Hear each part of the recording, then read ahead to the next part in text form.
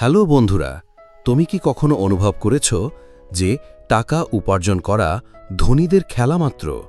কিছু মানুষ, তারা যেমনই হোক না কেন, সবসময়ই টাকা থাকে এবং অন্যরা যতই পরিশ্রম করুক না কেন তাদের পকেট কখনো ভারী হয় না। মনে হয় কঠোর পরিশ্রমের পরেও আপনি টাকা পান না, কিন্তু কিছু মানুষ কঠোর পরিশ্রম না করেও আর্থিক সাফল্য অর্জন করে। যদি তোমার উত্তর হ্যাঁ হয়, তাহলে তুমি একা নও। পৃথিবীর ৯০% মানুষ টাকা সম্পর্কে একইভাবে চিন্তা করে। ছোটবেলা থেকেই আমাদের শেখানো হয়েছে যে টাকা উপার্জন করা কঠিন। ধনী হতে হলে ভাগ্যের প্রয়োজন হয় অথবা বড় ব্যবসার প্রয়োজন হয়। কিন্তু এটা কি সত্য? ধনী ব্যক্তিরা কি কেবল ভাগ্যবান বলেই ধনী হন, নাকি তারা অর্থের কিছু নিয়ম জানেন যা অন্যরা জানেন না?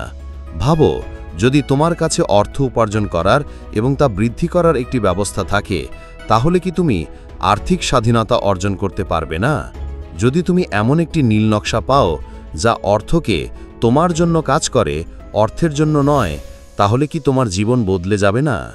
আজ আমি আপনাদের জন্য রিচার্ড টেম্পলারের সর্বাধিক বিক্রিত বই দ্য রুলস অফ মানির একটি সারসংক্ষেপ নিয়ে এসেছি, যা আপনার সম্পূর্ণ চিন্তাভাবনাকে বদলে দিতে পারে। এই বইটি কেবল অর্থ উপার্জন সম্পর্কে নয়, বরং এটি আপনাকে অর্থ সম্পর্কে কিভাবে চিন্তা করতে হয়, কিভাবে অর্থ আকর্ষণ করতে হয় এবং কিভাবে অর্থ পরিচালনা করতে হয় তা শেখায়। এখন মনোযোগ দিন। যদি আমি আপনাকে বলি যে অর্থ উপার্জন করার কিছু গোপন নিয়ম রয়েছে যা ধনী ব্যক্তিরা শতাব্দী ধরে অনুসরণ করে আসছে, তাহলে আপনি কি সেগুলি শিখতে চান? আপনি কি জানতে চান কেন কিছু মানুষ অনায়াসে আর্থিক সাফল্য অর্জন করে যখন অন্যরা সারা জীবন অর্থের পিছনে ছুটতে থাকে? এই কারণেই আজ এই ভিডিওতে আমরা দ্য রুলস অফ মানির সেই বিশেষ নিয়মগুলি অনুসন্ধান করব, যা আপনাকে শেখাবে অর্থ উপার্জনের সবচেয়ে গুরুত্বপূর্ণ মনোভাব কি, অর্থ বৃদ্ধি করার জন্য কোন স্মার্ট পদক্ষেপ নেওয়া উচিত, কেন কিছু মানুষ ধনী হওয়ার পরেও দরিদ্র হয়ে যায় এবং আপনি কিভাবে এই ভুল এড়াতে পারেন। এই ছোট ছোট অভ্যাসগুলি কি, যা আপনাকে ধীরে ধীরে আর্থিক স্বাধীনতার দিকে নিয়ে যাবে? এটি কোনো সাধারণ আর্থিক ভিডিও নয়, এটি একটি নির্দেশিকা যা অর্থ উপার্জনের খেলায় জয়লাভের জন্য প্রস্তুত করবে। তবে একটি জিনিস মনে রাখবেন, এই পৃথিবীতে ধনী হওয়ার দুটি উপায় আছে।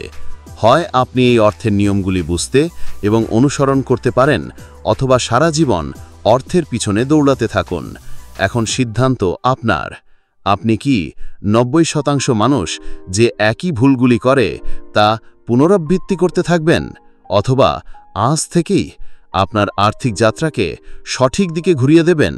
যদি আপনি প্রস্তুত থাকেন, তাহলে এই ভিডিওটি সম্পূর্ণ দেখুন, কারণ আগামী কয়েক মিনিটের মধ্যে আপনার অর্থের মনোভাব সম্পূর্ণরূপে পরিবর্তিত হতে চলেছে। যে কেউ ধনী হতে পারে, অর্থ কেবল ধনীদের জন্য নয়।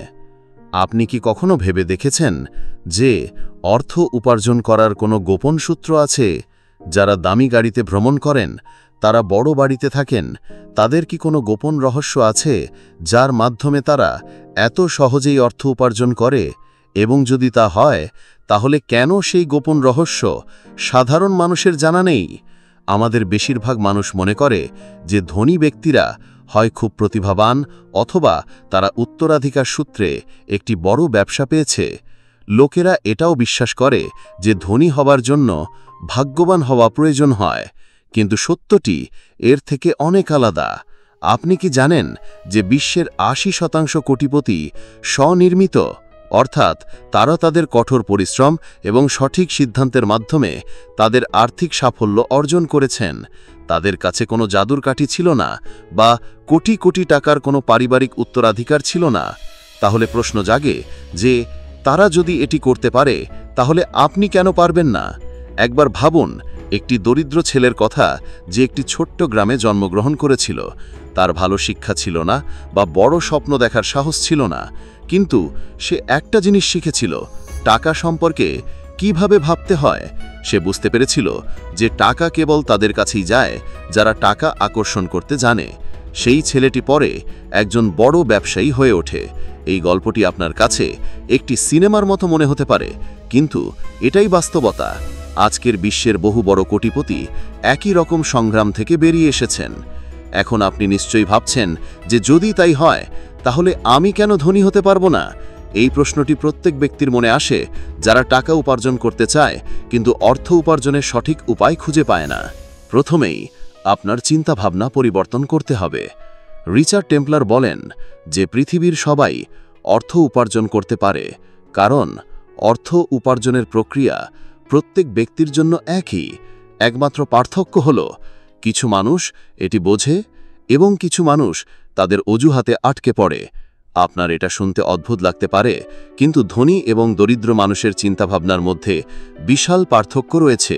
দরিদ্ররা মনে করে যে অর্থ উপার্জন করা কঠিন, আমি কোনো বড় সুযোগ পাই না, যেখানে ধনীরা মনে করে যে সর্বত্র অর্থ উপার্জনের সুযোগ রয়েছে, আমাকে কেবল তাদের চিনতে হবে এবং সঠিক পদক্ষেপ নিতে হবে।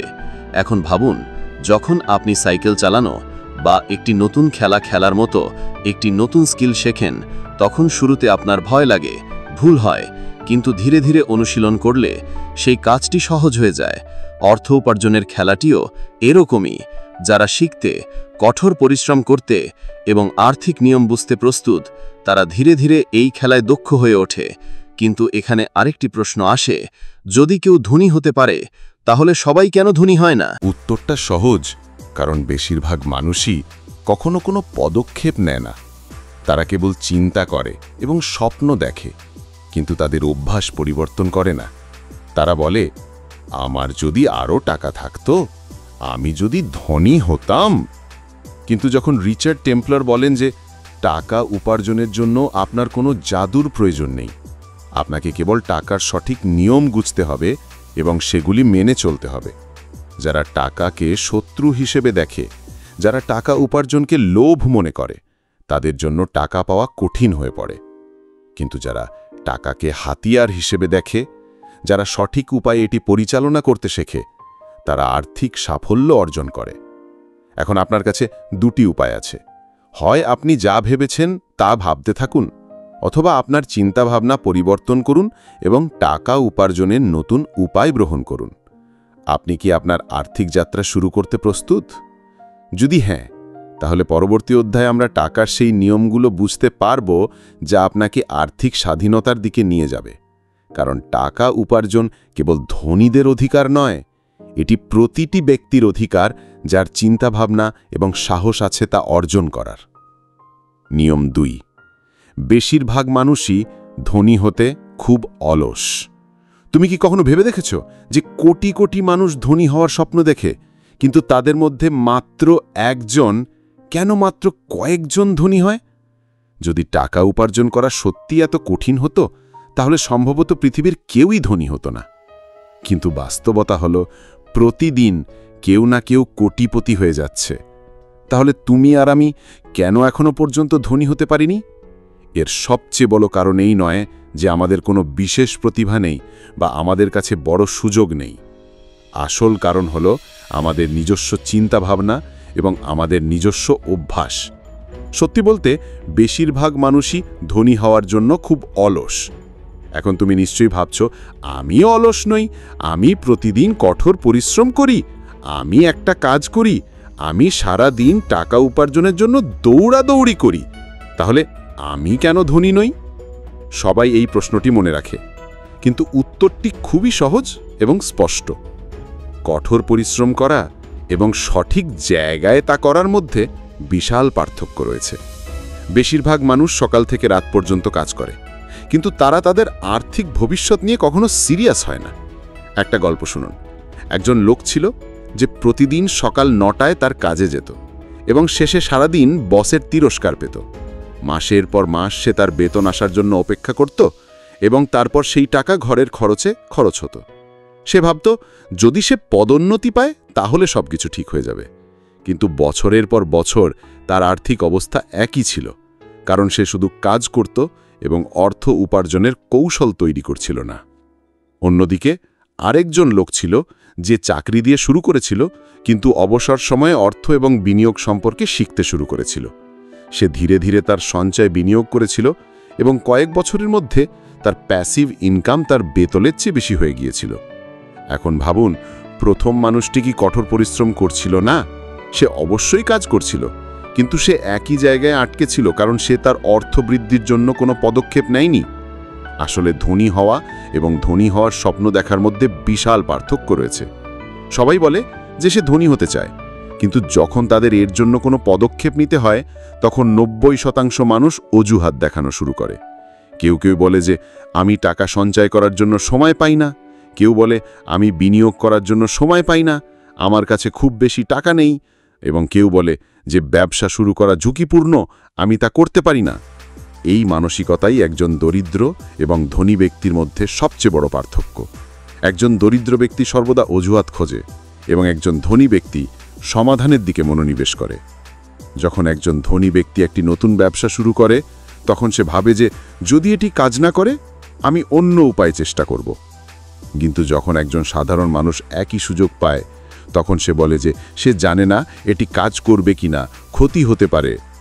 রিচার্ড টেম্পলার এই অধ্যায়ে ব্যাখ্যা করেছেন যে আপনি যদি আর্থিক স্বাধীনতা পেতে চান, তাহলে আপনাকে আপনার আরাম এবং অজুহাত ছেড়ে পদক্ষেপ নিতে হবে। ধনী ব্যক্তিরা ধনী কারণ তারা সর্বদা শিখতে থাকে, তারা কঠোর পরিশ্রম করতে ভয় পায় না, এবং সবচেয়ে গুরুত্বপূর্ণ বিষয় হলো তারা আর্থিক শিক্ষাকে প্রাধান্য দেয়। তারা কেবল অর্থ উপার্জনের কথা ভাবে না, বরং অর্থ বৃদ্ধির উপায় খুঁজে বের করে। এখন প্রশ্ন হলো, আপনি কি সেই 90% মানুষের মধ্যে থাকতে চান যারা কেবল স্বপ্ন দেখেন, নাকি সেই 10% মানুষের মধ্যে থাকতে চান যারা ধনী হতে কাজ করে এবং শুনো হয়? যদি তোমার উত্তর হ্যাঁ হয়, আমি ধনী হতে চাই, তাহলে অজুহাত দেখানো বন্ধ করো, আর্থিক শিক্ষার উপর মনোযোগ দাও এবং আর্থিক সাফল্যের দিকে পরিচালিত করবে। এমন পদক্ষেপ নাও, কারণ সত্য হলো ধনী হওয়ার পথ কেবল তাদের জন্যই খোলে যাদের আরামের অঞ্চল থেকে বেরিয়ে আসার সাহস আছে। তুমি নিশ্চয়ই এই নিয়ম শুনেছ যে টাকা সুখ কিনতে পারে না। এই লাইনটি এতবার বলা হয়েছে যে এখন এটি সত্য বলে মনে হতে শুরু করেছে। কিন্তু তুমি কি কখনো ভেবে দেখেছ যে টাকা যদি সুখ কিনতে না পারে, তাহলে দরিদ্র মানুষ কেন অসুখী আর ধনী মানুষ কেন তাদের জীবনকে বেশি উপভোগ করে? যদি টাকা এত খারাপ হতো, তাহলে সবাই কেন তা উপার্জনের চেষ্টা করত? এখন ভাবো, যদি কারোর টাকা না থাকে, সে প্রতি মাসে ভাড়া পরিশোধের জন্য চিন্তিত থাকে, বাচ্চাদের ফিস দিতে পারে না, পরিবারের খরচ মেটাতে ঋণ নেয়, তাহলে কি সে সুখী হতে পারে? যতক্ষণ তোমার মাথার উপর আর্থিক বোঝা থাকবে, যতক্ষণ মানসিক চাপ থাকবে, ততক্ষণ প্রকৃত সুখ অনুভব করা কঠিন হবে। রিচার্ড টেম্পলার এই অধ্যায়ে একটি খুব গভীর কথা বলেছেন। টাকা সুখের নিশ্চয়তা দেয় না, তবে এটি তোমাকে সেই সমস্যাগুলি থেকে বাঁচাতে পারে যা তোমার সুখ নষ্ট করতে পারে। যদি তোমার টাকা থাকে, তাহলে অন্তত পরের দিন কি হবে তা নিয়ে চিন্তা করতে হবে না। মাসিক ভাড়া কোথা থেকে আসবে বা মুদিখানার বিল কিভাবে মেটাবে? টাকা আপনাকে বিলাসিতা বা অন্তত মানসিক প্রশান্তি দিতে পারে। বাস্তব জীবনের একটি উদাহরণ দেওয়া যাক। ধরুন, অজয় এবং রোহিত দুই বন্ধু, দুজনেই একসাথে পড়াশোনা করেছে এবং বড় হয়েছে, কিন্তু তাদের আর্থিক চিন্তা ভাবনা আলাদা ছিল। অজয় তার চাকরি থেকে উপার্জিত সমস্ত অর্থ ব্যয় করেছে। সে ভেবেছিল যে অর্থ উপার্জন করা মানে আজকের আনন্দ উপভোগ করা এবং পরবর্তীকালের জন্য চিন্তা করা। অন্যদিকে রোহিত তার আয় বুদ্ধিমানের সাথে পরিচালনা করেছে, কিছু অর্থ সঞ্চয় করেছে, বিনিয়োগ করেছে এবং ধীরে ধীরে তার আর্থিক অবস্থান শক্তিশালী করেছে। এখন কয়েক বছর পর অজয়কে একটি জরুরি অবস্থার মুখোমুখি হতে হয়েছে। পরিবারের কেউ অসুস্থ হয়ে পড়ে এবং হঠাৎ চিকিৎসা বিলের বোঝা এসে পড়ে। তার কাছে টাকা ছিল না, তাকে টাকা ধার করতে হয়েছিল এবং সে সম্পূর্ণ চাপে ছিল। রোহিতের ইতিমধ্যেই সঞ্চয় ছিল এবং সে কোনো আর্থিক বোঝা ছাড়াই এই পরিস্থিতি মোকাবিলা করেছে। এখন বলুন, কে বেশি সুখী হবে? সত্য হলো, সুখ কেবল টাকা দিয়ে দেওয়া হয় না, বরং টাকা অবশ্যই আপনার দুঃখ কমাতে পারে। টাকা আপনার জীবনকে সহজ করে তোলে, এটি আপনাকে পছন্দ করার সুযোগ দেয় এবং সবচেয়ে গুরুত্বপূর্ণ, এটি আপনাকে নিয়ন্ত্রণ দেয়। যখন আপনার কাছে টাকা থাকে, তখন আপনি ভয় ছাড়াই আপনার জীবনের বড় সিদ্ধান্ত নিতে পারেন। এবার ভাবুন, যদি আপনার ভ্রমণ করতে ভালো লাগে কিন্তু টাকা না থাকে, তাহলে আপনি কি করতে পারেন? আপনি কেবল স্বপ্ন দেখতে পারেন। কিন্তু যদি আপনার আর্থিক স্থিতিশীলতা থাকে, আপনি বিশ্ব ভ্রমণ করতে পারেন, নতুন অভিজ্ঞতা অর্জন করতে পারেন এবং সত্যি আপনার জীবন উপভোগ করতে পারেন। তাহলে এখন প্রশ্ন জাগে, যদি টাকাই এতই গুরুত্বপূর্ণ হয় তাহলে মানুষ কেন বলে যে টাকাই সবকিছু নয়? উত্তরটি সহজ, কারণ টাকাই কেবল আপনাকে সুখী করতে পারে না। যদি আপনার পরিবার, বন্ধুবান্ধব বা স্বাস্থ্য ভালো না থাকে, তাহলে আপনার যতই টাকা থাকুক না কেন আপনি সুখী হতে পারবেন না। কিন্তু এর অর্থ এই নয় যে টাকা গুরুত্বপূর্ণ নয়। রিচার্ড টেম্পলার আমাদের ভারসাম্য শেখান। টাকা উপার্জন করতে শিখুন, কিন্তু ভাববেন না যে টাকাই সবকিছু। টাকা একটি শক্তিশালী হাতিয়ার যা আপনাকে নিজের শর্তে জীবনযাপন করার স্বাধীনতা দেয়। এখন সিদ্ধান্ত আপনার। আপনি কি আর্থিক স্থিতিশীলতায় খুশি হবেন? আপনি কি সংগ্রামে আপনার সুখ হারাতে চান? নাকি আপনি অর্থ উপার্জনের সঠিক নিয়ম শিখে আপনার জীবনকে আরও উন্নত করতে চান?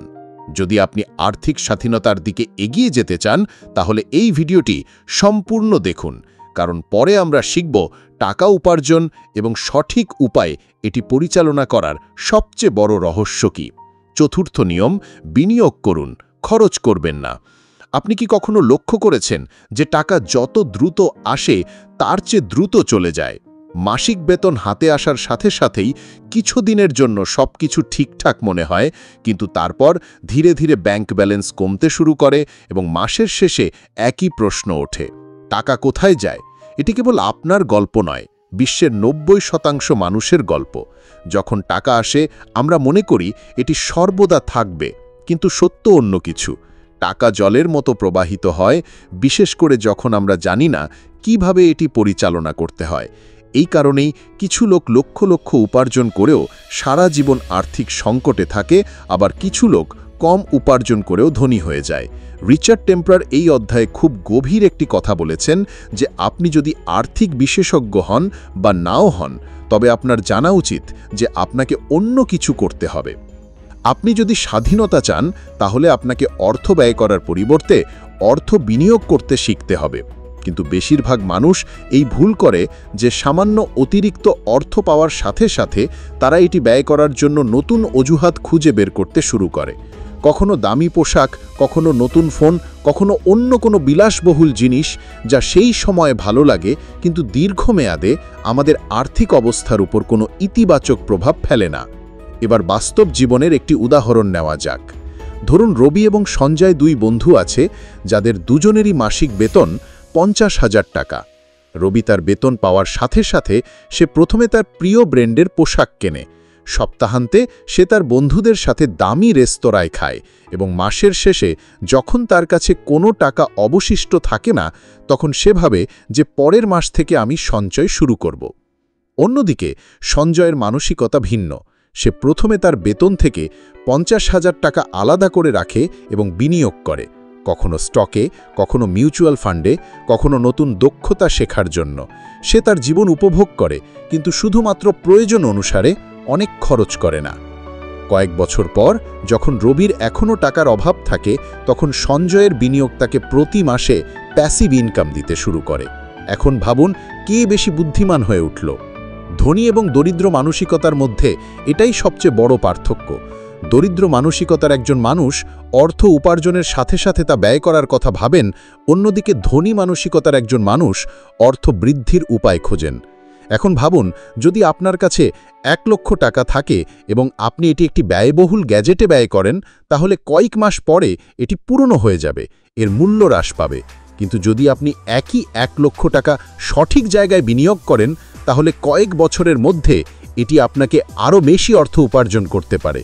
এই পার্থক্য ব্যয় এবং বিনিয়োগে।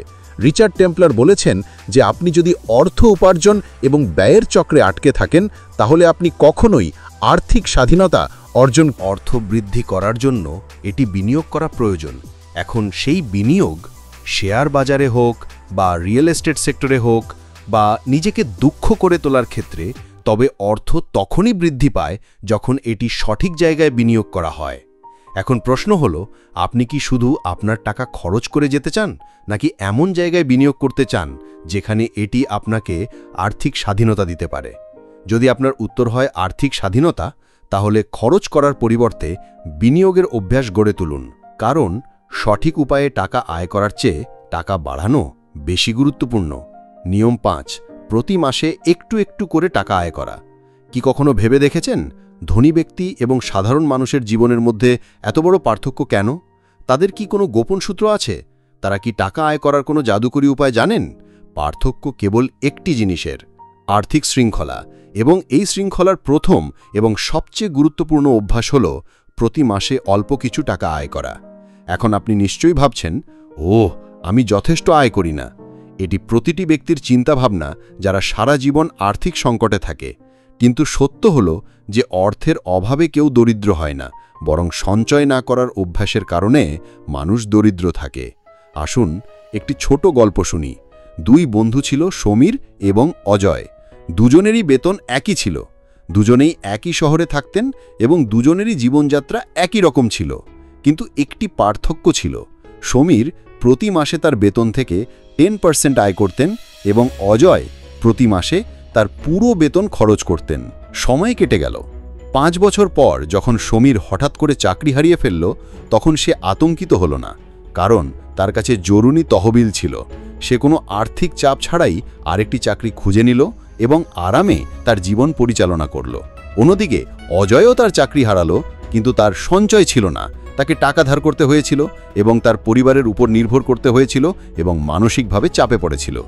এখন বলুন, কে বেশি বুদ্ধিমান ছিল? রিচার্ড টেম্পলার এই অধ্যায়ে শেখান যে আপনি যদি আর্থিক নিরাপত্তা চান, তাহলে আপনাকে প্রতি মাসে অল্প কিছু টাকা সঞ্চয় করার অভ্যাস করতে হবে। একবারে লক্ষ লক্ষ টাকা সঞ্চয় করা জরুরি নয়। অল্প পরিমাণ দিয়ে শুরু করুন, হয়তো 10,000 বা 5,000, তবে ধারাবাহিকতা খুবই গুরুত্বপূর্ণ। অনেকে বলে যে যখন আমি বেশি আয় করতে শুরু করি তখন আমি সঞ্চয় শুরু করব, কিন্তু এটিই সবচেয়ে বড় ভুল। যদি আপনি কম টাকা দিয়ে সঞ্চয় করতে না পারেন, তাহলে আপনি বেশি টাকা দিয়েও সঞ্চয় করতে পারবেন না। কারণ সঞ্চয় মানসিকতার উপর নির্ভর করে, আয়ের উপর নয়। এখন প্রশ্ন হল, সঞ্চয় করার সঠিক উপায় কি? এটি খুবই সহজ। আগে সঞ্চয় করুন, তারপর ব্যয় করুন। বেশিরভাগ মানুষ যা করে, আমরা প্রথমে ব্যয় করি এবং অবশিষ্ট পরিমাণ সঞ্চয় রাখি। কিন্তু এই পদ্ধতিটি কখনোই কাজ করে না, কারণ শেষ পর্যন্ত কিছুই অবশিষ্ট থাকে না। রিচার্ড টেম্পলার বলেন, আপনার খরচের মতো আপনার সঞ্চয়ও একটি অআলোচনাযোগ্য জিনিস হওয়া উচিত। ঠিক যেমন আপনি ভাড়া, বিদ্যুৎ বিল বা ইএমআই দিতে কখনো ভোলেন না, তেমনি সঞ্চয়কে আপনার প্রাধান্য দিন। এখন ভাবুন, আপনি কি সেই সব লোকদের মধ্যে থাকতে চান যারা সর্বদা অর্থের অভাবের অভিযোগ করেন, নাকি সেই টপ 10-এর মধ্যে থাকতে চান যারা ধীরে ধীরে অল্প পরিমাণে সঞ্চয় করে আর্থিক স্বাধীনতার দিকে এগিয়ে যান?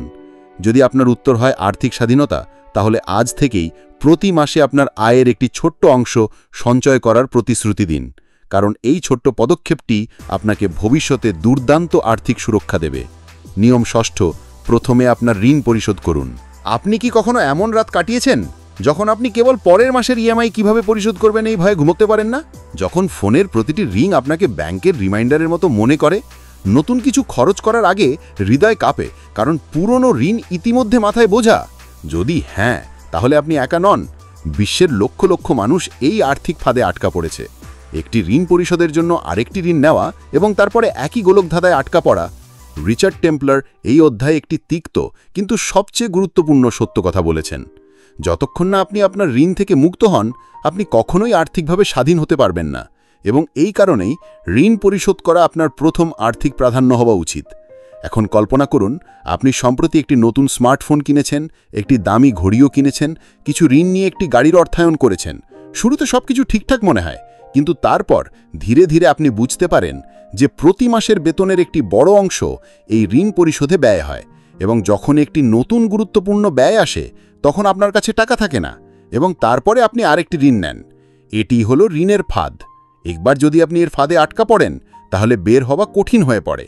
এবং যদি আপনি এটিকে প্রাধান্য না দেন, তাহলে এটি আপনার আর্থিক জীবনকে ধ্বংস করে দিতে পারে। এটি আপনার ভবিষ্যৎ নষ্ট করতে পারে। বাস্তব জীবনের উদাহরণ দেওয়া যাক। অভিষেক এবং রোহন দুই বন্ধু ছিল। দুজনেরই চাকরির আয় প্রায় একই ছিল, কিন্তু অভিষেক লোক দেখানোর জন্য তার জীবনযাত্রা বদলে ফেলত। সে ক্রেডিট কার্ড ব্যবহার করে কেনাকাটা করত, গাড়ি লোন নিত এবং ইএমআইতে জীবনযাপন শুরু করত। অন্যদিকে রোহন তার প্রাধান্য ঠিক রাখত। যদি তাকে কিছু কিনতে হতো, তাহলে প্রথমে সে টাকা সংগ্রহ করত এবং যথেষ্ট সঞ্চয় থাকলেই খরচ করত। 5 বছর পর অভিষেকের বেতন হয়তো বাড়ত, কিন্তু তার আয়ের অর্ধেক ঋণ এবং ক্রেডিট কার্ডের বিলের পেছনে যাচ্ছিল। অন্যদিকে রোহনের কেবল সঞ্চয়ই ছিল না, বরং ঋণমুক্ত হয়ে সে শান্তিপূর্ণ জীবনযাপনও শুরু করত। এখন প্রশ্ন হলো, আপনি কি ধরনের জীবনযাপন করতে চান? রিচার্ড টেম্পলার আমাদের একটি সহজ এবং সরল নিয়ম দেন। ঋণকে প্রাধান্য দিন, যত তাড়াতাড়ি সম্ভব এটি শেষ করুন, এবং কেবল তখনই আপনি প্রকৃত আর্থিক স্বাধীনতা করতে পারবেন না। এখন প্রশ্ন হলো, ঋণ পরিশোধের সঠিক উপায় কি? প্রথমে আপনার সমস্ত দায়বদ্ধতার একটি তালিকা তৈরি করুন। কোনটি আপনার চলমান ঋণের জন্য কত ইএমআই বাকি আছে এবং কোনটি সর্বোচ্চ সুদের হার নিচ্ছে। তাহলে প্রথমেই উচ্চ সুদের ঋণ পরিশোধের দিকে মনোযোগ দেন, কারণ সুদ যত বেশি হবে আপনার আর্থিক সমস্যা তত বেশি হবে। দ্বিতীয়ত, যদি সম্ভব হয়, আপনার ঋণ সম্পূর্ণরূপে পরিশোধ না হওয়া পর্যন্ত আপনার জীবনযাত্রার মান সাময়িকভাবে কমিয়ে আনুন। অপ্রয়োজনীয় খরচ এড়িয়ে চলুন। মনে রাখবেন, আজকের সামান্য ত্যাগ আপনার আগামীকালকে সহজ করে তুলতে পারে। ঋণ নেওয়া বন্ধ করুন। অনেকেই একটি ঋণ পরিশোধের জন্য ঋণ নেন, কিন্তু এটি একটি সমাধান নয়, বরং একটি বড় সমস্যা। যদি আপনি সত্যি ঋণমুক্ত হতে চান, তাহলে বিদ্যমান ঋণকে অগ্রাধিকার দিন। নতুন ঋণ নেওয়া এড়িয়ে চলুন এবং আপনার খরচ পরিচালনা করুন। এখন ভাবুন, আপনি কি আপনার জীবনের অর্ধেক জীবন কেবল ঋণ পরিশোধ করেই কাটাতে চান, নাকি আপনি এমন একটি আর্থিক জীবন চান যেখানে আপনি আপনার অর্থের মালিক হবেন? ব্যাংক এবং ঋণ কোম্পানিগুলি আপনার জীবনের দিক নির্ধারণ করবে না। যদি আপনার উত্তর আর্থিক স্বাধীনতা হয়, তাহলে আজ থেকেই আপনার ঋণ পরিশোধকে আপনার প্রথম অগ্রাধিকার দিন। কারণ আপনি যখন ঋণ মুক্ত হবেন, তখনই আপনি সত্যিকার অর্থে মুক্ত বোধ করবেন। নিয়ম 7, আপনার সম্পদ রক্ষা করুন। আপনি কি কখনো ভেবে দেখেছেন যে আপনি যে অর্থ উপার্জন করেন, আপনি যে সম্পদই তৈরি করেন না কেন, তা কতটা নিরাপদ? এটি কি কেবল একটি ভুল সিদ্ধান্তের কারণে শেষ হয়ে যেতে পারে? আপনি কি আপনার কষ্টার্জিত অর্থ সঠিকভাবে নিরাপদে রেখেছেন নাকি এটি ধীরে ধীরে আপনার আঙুল থেকে পিছলে চলে যাচ্ছে এবং আপনি তা বুঝতেও পাচ্ছেন না? আমাদের বেশিরভাগই অর্থ উপার্জনে এত ব্যস্ত যে আমরা সঞ্চয় এবং নিরাপদ রাখার কথাও ভাবি না। কিন্তু রিচার্ড টেম্পলার এই অধ্যায়ে বলেছেন যে অর্থ উপার্জন করা সহজ, কিন্তু তা ধরে রাখা এবং বৃদ্ধি করাই আসল খেলা। আর যদি আপনি আর্থিক নিরাপত্তা চান, তাহলে আপনার সম্পদ রক্ষা করা আপনার সবচেয়ে বড় অগ্রাধিকার হওয়া উচিত। এখন কল্পনা করুন, আপনি বছরের পর বছর ধরে কঠোর পরিশ্রম করেন এবং আপনার সঞ্চয় বৃদ্ধি করেন। একটি বাড়ি কিনুন, একটি গাড়ি কিনুন এবং একটি ভালো বিনিয়োগ পোর্টফোলিও তৈরি করুন। কিন্তু হঠাৎ এমন কিছু ঘটে যা সবকিছুকে নাড়িয়ে দেয়। শেয়ার বাজারের পতন ঘটে, একটি বড় চিকিৎসা জরুরি অবস্থা আসে, অথবা একটি আইনি মামলা আপনার টাকা খেয়ে ফেলে। এক ধাক্কায় আপনার কষ্টার্জিত অর্থ বিপদে পড়তে পারে। এটি কেবল গল্পেই নয়, বাস্তব জীবনেও ঘটে। আসুন একটি বাস্তব জীবনের উদাহরণ দেখি। রবি এবং সুনীল 2 বন্ধু ছিলেন। তারা দুজনেই কঠোর পরিশ্রম করে ভালো টাকা উপার্জন করেছিলেন।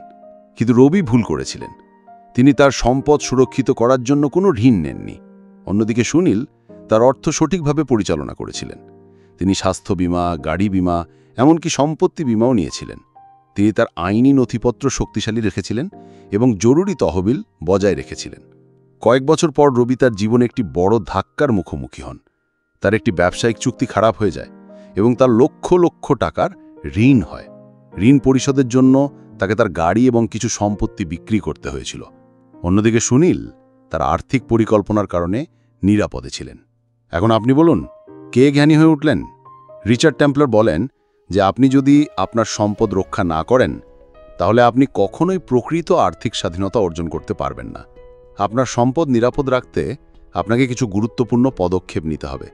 প্রথমত, বীমা নেওয়া গুরুত্বপূর্ণ।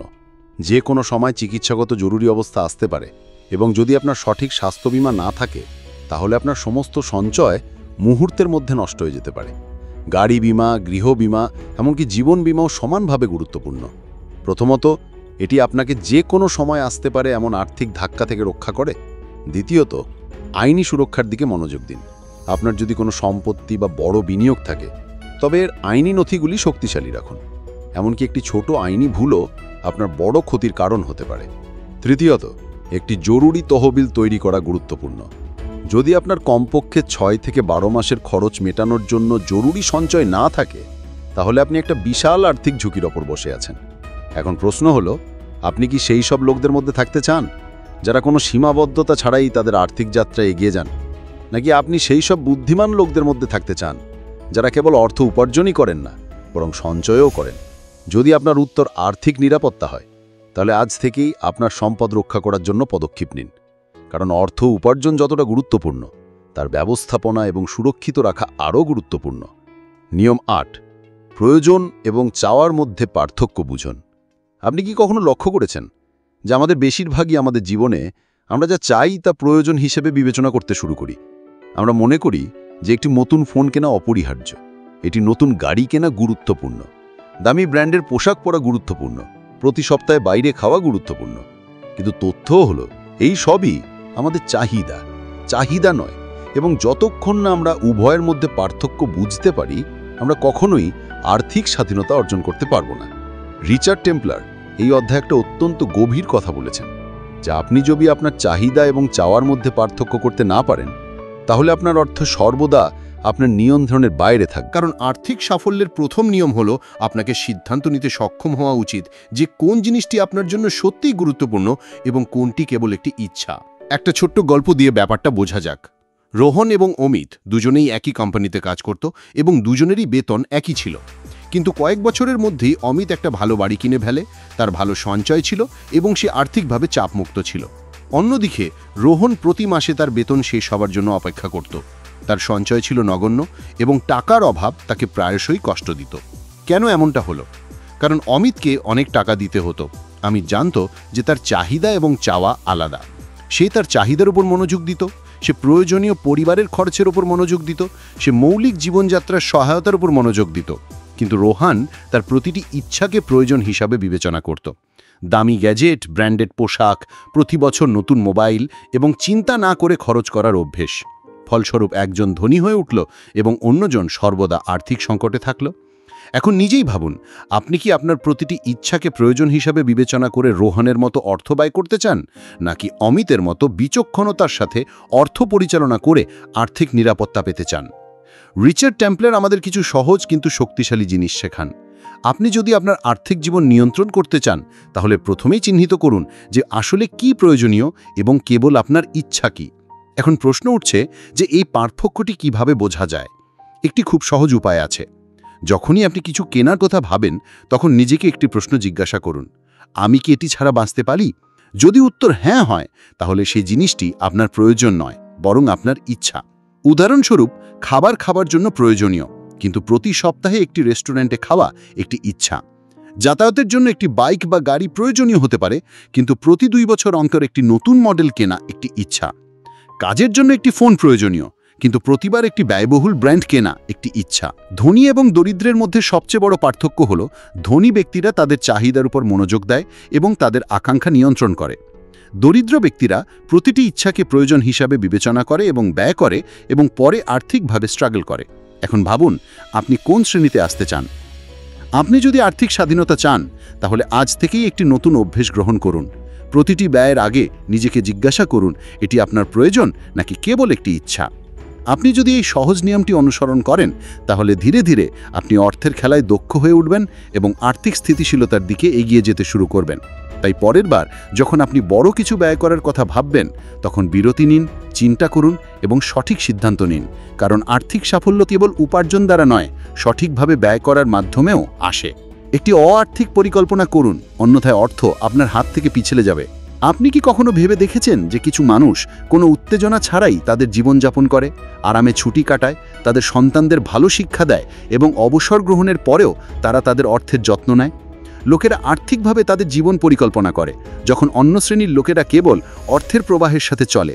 এই পার্থক্যটি তাদের আর্থিকভাবে মুক্ত করে বা অর্থের টেনশনে ফেলে। রিচার্ড টেম্পলার এই অধ্যায়ে বলেছেন যে অর্থ উপার্জন করা এক জিনিস, কিন্তু তা সঠিকভাবে পরিচালনা করা এবং এগিয়ে নিয়ে যাওয়া একটি ভিন্ন খেলা। এবং এই খেলায় জয়লাভের জন্য সবচেয়ে গুরুত্বপূর্ণ বিষয় হলো একটি শক্তিশালী আর্থিক পরিকল্পনা। এখন ভাবুন, যদি আপনি কোনো রোডম্যাপ ছাড়াই একটি অজানা যাত্রায় যান, তাহলে কি আপনি সঠিক গন্তব্যে পৌঁছতে পারবেন? সম্ভবত না। তাহলে জীবনের সবচেয়ে গুরুত্বপূর্ণ দিক অর্থ কোনো পরিকল্পনা ছাড়াই কিভাবে পরিচালনা করা যেতে পারে? যদি আপনার কোনো আর্থিক রোডম্যাপ না থাকে, তাহলে আপনি কখনোই আর্থিক সাফল্য অর্জন করতে পারবেন না। আসুন একটি বাস্তব জীবনের উদাহরণ দেখি। 2 বন্ধু অজয় এবং সমীর ছিল। দুজনেই একই বয়সী ছিল, দুজনের বেতন প্রায় সমান ছিল, কিন্তু 10 বছর পর যখন তাদের আর্থিক পরিস্থিতি দেখা গেল তখন একটি আশ্চর্যজনক পার্থক্য দেখা গেল। অজয়ের একটি ভালো ব্যাংক ব্যালেন্স ছিল, একটি বাড়ি ছিল এবং সে আর্থিকভাবে চাপমুক্ত ছিল। যেখানে সমীর ঋণে ডুবেছিল সেখানে প্রতি মাসে তার বেতন শেষ হওয়ার সাথে সাথে সে চিন্তিত হয়ে পড়ত এবং তার আর্থিক পরিস্থিতি নিয়ে অসন্তুষ্ট থাকত। এর কারণ ছিল অজয় তার আর্থিক জীবনের পরিকল্পনা করত। সে প্রতি মাসে একটি বাজেট তৈরি করত, তার আয়ের একটি অংশ বিনিয়োগ করত এবং তার ভবিষ্যতের লক্ষ্যগুলি মাথায় রেখে সিদ্ধান্ত নিত। অন্যদিকে সমীর কোনো পরিকল্পনা ছাড়াই অর্থ ব্যয় করতে থাকত, সঞ্চয় এবং বিনিয়োগের গুরুত্ব না বুঝেই। ফলস্বরূপ একজন আর্থিক সাফল্যের দিকে এগিয়ে গেল এবং অন্যজন সর্বদা আর্থিক সংকটে আটকে থাকল। এখন ভাবুন, আপনি কোন শ্রেণীতে আসতে চান? আপনি যদি আর্থিক স্বাধীনতা চান তাহলে আজ থেকেই একটি নতুন অভ্যেস গ্রহণ করুন। প্রতিটি ব্যয়ের আগে নিজেকে জিজ্ঞাসা করুন, এটি আপনার প্রয়োজন নাকি কেবল একটি ইচ্ছা? আপনি যদি এই সহজ নিয়মটি অনুসরণ করেন তাহলে ধীরে ধীরে আপনি অর্থের খেলায় দক্ষ হয়ে উঠবেন এবং আর্থিক স্থিতিশীলতার দিকে এগিয়ে যেতে শুরু করবেন। তাই পরের বার যখন আপনি বড় কিছু ব্যয় করার কথা ভাববেন তখন বিরতি নিন, চিন্তা করুন এবং সঠিক সিদ্ধান্ত নিন, কারণ আর্থিক সাফল্য কেবল উপার্জন দ্বারা নয়, সঠিকভাবে ব্যয় করার মাধ্যমেও আসে। একটি আর্থিক পরিকল্পনা করুন, অন্যথায় অর্থ আপনার হাত থেকে পিছলে যাবে। আপনি কি কখনো ভেবে দেখেছেন যে কিছু মানুষ কোনো উত্তেজনা ছাড়াই তাদের জীবনযাপন করে, আরামে ছুটি কাটায়, তাদের সন্তানদের ভালো শিক্ষা দেয় এবং অবসর গ্রহণের পরেও তারা তাদের অর্থের যত্ন নেয়? লোকেরা আর্থিকভাবে তাদের জীবন পরিকল্পনা করে, যখন অন্য শ্রেণীর লোকেরা কেবল অর্থের প্রবাহের সাথে চলে।